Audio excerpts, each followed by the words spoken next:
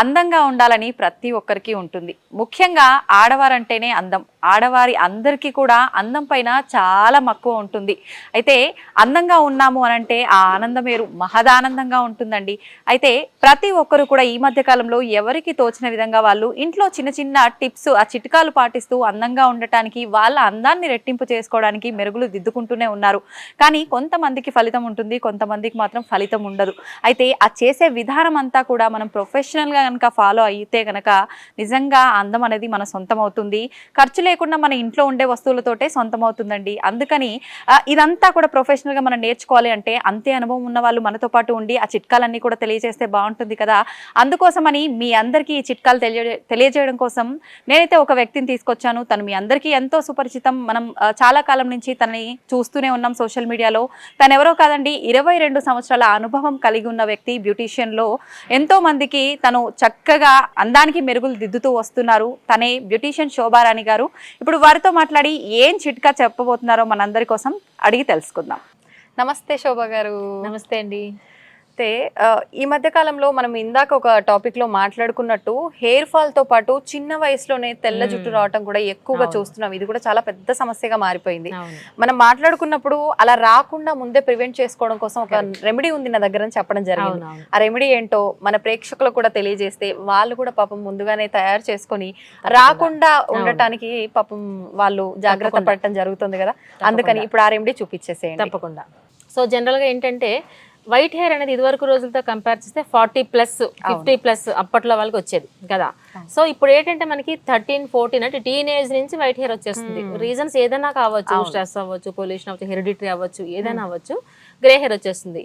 Grey hair వచ్చిన తర్వాత నానా ఇబ్బంది పడి కన్నా రాకుండానే ఒక మంచి ఆయిల్ ప్రిపేర్ చేసుకోవచ్చు. మీరు వచ్చిన తర్వాత చాలా కష్టం అన్నమాట. సో ఆయిల్ ప్రిపేర్ చేసుకోవచ్చు. అది ఏంటి అంటే ఆయిల్ చెప్తాను. ఆయిల్కి రీప్లేస్ ఏదైనా ఉంటుంది అన్నమాట. ఇప్పుడు ఇది బాదం ఆయిల్ యూజ్ చేసుకోవచ్చు, కోకోనట్ ఆయిల్ యూజ్ చేసుకోవచ్చు నేను చెప్పేది ఇప్పుడు. లేదంటే క్యాస్టర్ ఆయిల్ అంటే ఆముదం ఇంకా బాగా పనిచేస్తుంది. అంటే ఇదివరకు రోజుల్లో చూడండి, చాలా మనం పాతకాలంకి వెళ్తే ఆముదం ఒక్కటే అప్లై చేసుకునేవారు వాళ్ళు. కానీ బాదం ఆయిల్ గానీ ఆముదం గానీ చాలా జిడ్డుగా అనిపిస్తాయి అంటుంటారు కదా. జిడ్డుగానే ఉంటుంది. దాని బదులు కొబ్బరి నూనె వాడితే రిజల్ట్ కొబ్బరి నూనె వాడచ్చు హ్యాపీగాను. కానీ అన్నిటికన్నా క్యాస్టర్ ఆయిల్ అయితే మనకి జిడ్డుగా ఉన్నా సరే దానికి వర్కింగ్ మనకు కావాల్సిన బ్లాక్నెస్ కదా. అవును. సో గ్రే హెయిర్ కంట్రోల్ అవ్వాలంటే ఫస్ట్ మనకి క్యాస్టర్ ఆయిల్ ఉపయోగించాలి. ఇప్పుడు సింగిల్ గా ఒకటే ఆయిల్ ఉపయోగించాలా? చాలా మంది ఆయిల్ ప్రిపేర్ చేసేటప్పుడు అది కొద్దిగా ఇది కొద్దిగా ఆముదం కొంచెము, కోకోనట్ ఆయిల్ కొంచెం అలా మిక్స్ చేస్తుంటారు కదా. అలా కూడా చేయొచ్చా? అలా కూడా చేసుకోవచ్చు. సో ఇప్పుడు నేను చెప్పేది ఏంటంటే ఈ రోజు మనకి కోకోనట్ ఆయిల్ గానీ, బాదం ఆయిల్ గానీ, క్యాస్టర్ ఆయిల్ గానీ ఏదో ఒకటి మనకి ఒక 250 ml తీసుకోండి. ఓకే. స్టవ్ మీద పెట్టి బాయిల్ చేస్తారు. డైరెక్ట్ బాయిల్ చేస్తారు. తర్వాత మెంతులు చూడండి, ఇవి మెంతులు రోస్ట్ చేసిన మెంతులు, నార్మల్ మెంతులు కాదు, బాగా రోస్ట్ చేసిన చూడండి, బ్లాకిష్ కలర్ లో ఉన్నాయి. మనం మామూలుగా పల్లీలు అవి వేయించినట్టుగా వేయించాలా కడాయిలో? ఇది ఇంకా రోస్ట్ మార్చేసేయాలి. హై ఫ్లేమ్ లో పెట్టేస్తే అయిపోతుంది. పెట్టి మొత్తం మార్చేయాలి అంతే. నిజంగా అంటే మనం ఏదైనా చేయాల్సిన దానికంటే ఎక్కువ చేస్తే దాంట్లో ఉన్నాయని పోతాయి అంటారు కదా. ఇప్పుడు ఇలా మనకు కావాల్సింది బ్లాక్ కావాలి, అందులోంచి మెంతుల్లోంచి వచ్చే బ్లాక్ పౌడరే కావాలి. ఓకే. సో నార్మల్ గా అయితే ఎల్లో కలర్ వస్తుంది కదా, పెద్ద యూజ్ ఉండదు, అది సాఫ్ట్నెస్ కే పనిచేస్తుంది. సో మనకి ఇక్కడ కావాల్సింది గ్రే హెయిర్ కంట్రోల్. అవును. కాబట్టి ఖచ్చితంగా మనకి బ్లాక్ పౌడరే కావాలి. ఓకే. సో అందుకే మెంతులు ఎంత క్వాంటిటీ తీసుకుంటామంటే ఈ బౌల్ ఫుల్ గా తీసుకోండి.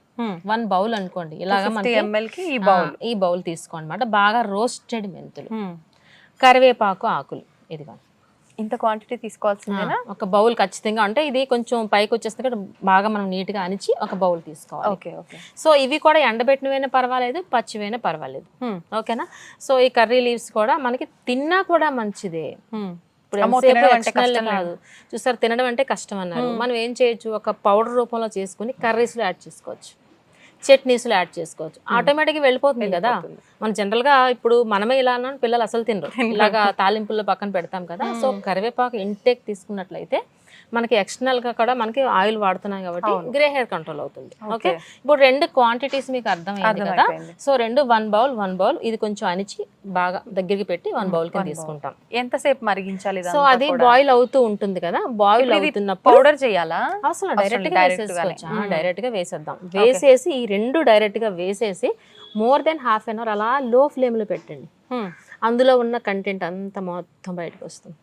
బ్లాకిష్ కలర్ ఆయిల్ ప్రిపేర్ అవుతుంది. ఓకే. ఓకే, బ్లాక్గా వస్తుంది అన్నమాట ఆయిల్.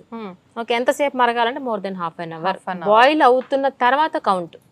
స్టార్టింగ్ నుంచి కౌంట్ అంటే ఇది బాయిల్ అవ్వదు, మనకి బాయిలింగ్ పాయింట్ రావడానికే మనకి 20 minutes పట్టేస్తుంది.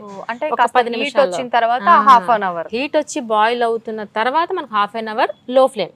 ఓకే. ఇప్పుడు మన హై ఫ్లేమ్లో పెట్టుకుంటే పొంగిపోద్ది ఇలా. సో అలా కాకుండా మనకి లో ఫ్లేమ్లో పెడితే మనకి హాఫ్ అన్ అవర్ అన్నమాట. సో అందులో ఉన్న ఇంగ్రీడియంట్స్ మొత్తం బయటకు వస్తుంది. కరివేపాకు కూడా బ్లాక్ అయిపోతుంది, బ్లాకిష్ కలర్ అయిపోతుంది. ఆయిల్ కూడా మనకి బ్లాక్ ఆయిల్ ప్రిపేర్ అవుతుంది. సో ఇది స్టవ్ ఆఫ్ చేసేయాలి. ఆఫ్ చేసిన తర్వాత చల్లారిన తర్వాత ఫిల్టర్ చేసుకుని ఈ ఆయిల్ ఒక పక్కన పెట్టుకోండి. అట్లీస్ట్ వీక్లీ వన్స్ అయినా అప్లై చేసుకుంటాం కదా ఆయిల్. అవును. పిల్లలకైనా మనమైనా వీక్లీ వన్స్ అప్లై చేసుకున్నప్పుడు ఈ ఆయిల్ అప్లై చేసుకుని చూడండి, గ్రే హెయిర్ అనేది కంట్రోల్ అయిపోతుంది. మామూలుగా కొన్ని ఆయిల్స్ ప్రిపేర్ చేసిన తర్వాత వెంటనే యూజ్ చేయకూడదు, కొన్ని అవర్స్ పక్కన పెట్టాలి అలా అంటారు కదా, గాజు బాటిల్లోనే స్టోర్ చేయాలి. అలాంటి జాగ్రత్తలు ఏమైనా దీనికి అవసరం లేదు. అవసరం రెండే రెండు ఇంగ్రీడియంట్స్ వాడాను. సో ఇందులో కొంతమందికి ఇప్పుడు నేను ఇందాక చెప్పాను క్యాస్టర్ ఆయిల్ అయితే ఇంకా మంచిది అన్నాను కదా. ఈ క్యాస్టర్ ఆయిల్ తోనే సపోజ్ చేసుకుంటే మంచి రిజల్ట్ వస్తుంది. కాకపోతే స్మెల్ వస్తుంది కదా. మనకి మార్కెట్ లో అరోమా ఆయిల్స్ అని చాలా ఉంటాయి. సో అరోమా ఆయిల్స్ తీసుకుని ఫ్యూ డ్రాప్స్ ఇందులో యాడ్ చేసుకున్నట్లయితే మంచి స్మెల్ వస్తుంది. అసలు క్యాస్టర్ ఆయిల్ అప్లై చేసేమన్నా ఫీల్ ఉండదు. ఇప్పుడు అప్లై చేసుకొని ఓవర్ నైట్ అప్లై చేసుకొని హెడ్ బాత్ చేయాల్సి ఉంటుందా, లేదు ఒక 1 hour బిఫోర్ అప్లై చేసుకొని స్నానం చేస్తే బాగుంటుందా, ఎలా చేయొచ్చు అంటారు? డైలీ అసలు రాసుకున్నా కూడా మంచిదే, కానీ డైలీ ఎవరు అప్లై చేసుకోం కాబట్టి అంత ఓపిక ఉండదు, అసలు అంత ఇంట్రెస్ట్ ఉండదు కదా. సో అందుకనే ఓవర్ నైట్ అయితే ఇంకా మంచిది.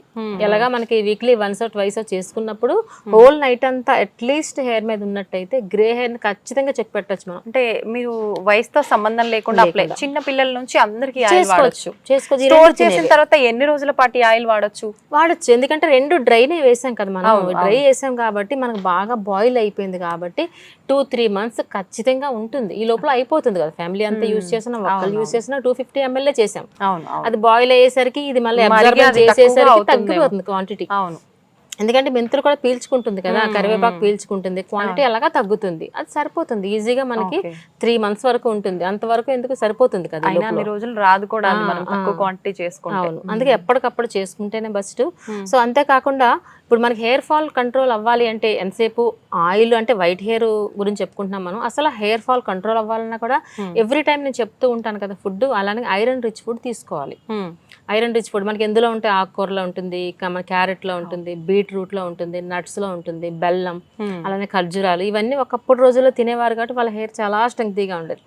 ఈ రోజుల్లో ఇప్పుడు ఇవన్నీ మానేసి ఈవినింగ్ పిజ్జాలు, బర్గర్లు ఇవన్నీ వచ్చేసిన తర్వాత బెల్లం ఫుడ్స్ మానేసాం, జంక్ వచ్చేస్తా ఈ బెల్లం ఫుడ్స్ మానేసాం. అవంత బాగా అట్రాక్ట్ చేస్తున్నాయి మరి చేస్తున్నాయి. సో ఆ బెల్లం ఫుడ్స్ తిని చూడండి, హెయిర్ ఫాల్ కంట్రోల్ అవుతుంది కదా, అండ్ మనకి హెల్దీగా ఉంటుంది. సో మనకి ఎంత లెంగ్తీ హెయిర్ ఉన్నా గ్రే హెయిర్ ఉంటే కొంచెం ఇబ్బంది పడతారు కదా, ఇలాంటి ఆయిల్ యూస్ చేసినట్టయితే గ్రే హెయిర్ ప్రాబ్లం అసలు మొత్తానికి కంట్రోల్ అయిపోతుంది. వచ్చిన దానికి ఏం చేయలేం మనం, డై అలాగా వేసుకోవాలి. ప్రివెన్షన్ అన్నమాట ఇది.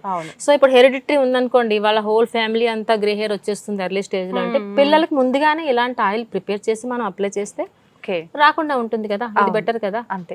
అంటే మీరు ఆఫ్టర్ వాష్ షాంపూ యూజ్ చేయండి అన్నారు, కానీ ఇప్పుడు వచ్చే ఆ షాంపూస్ కూడా అన్ని కెమికల్ బేస్డ్ షాంపూస్. మనం ఒక మంచి వీడియోలో షాంపూ తయారీ విధానం కూడా చేపిస్తే బాగుంటుందేమో అని ప్రేక్షకుల కోసం చేసి చూపిస్తే తప్పకుండా చేద్దాం. తప్పకుండా చేద్దాం. నిజంగా మీరు చెప్పిన ఈ రెమెడీ మాత్రం అందరికి చాలా యూజ్ అయ్యే రెమెడీ. నిజంగా థ్యాంక్ యూ అండి, thank you very much. Welcome madam.